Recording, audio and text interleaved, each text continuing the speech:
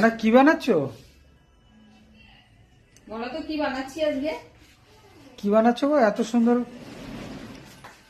পিঠা বানাচ্ছো নাকি? পিঠে বানাচ্ছি। পিঠে বাঁধাকপি দিয়ে পিঠে বানাচ্ছি। ঠান্ডা পড়ে গেছে না, ওর জন্য ভাবলাম আজ একটু পিঠে বানাই। তা প্রথমেই শুরু করলাম এই মানে শীতের মরশুমে পিঠে, তা ঝাল পিঠে দিয়ে শুরু করেছি।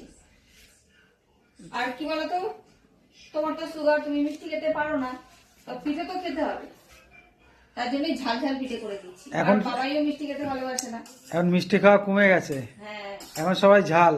ওর জন্যই বাঁধাকপি দিয়ে ইয়ে বানাচ্ছি। আর এই দেখো কি সুন্দর করে বানিয়েছি। এই যে ও ডিমের কুসুম দিয়েছো নাকি? কি দিয়েছি সেটা বলবো না, দেখতে কেমন হয়েছে বলো। দারুণ হয়েছে দেখতে, খেতেও অতটাই সুন্দর হবে। দাঁড়াও বানিয়ে নিয়ে, আর দুটো মাত্র আছে, বানিয়ে নিয়ে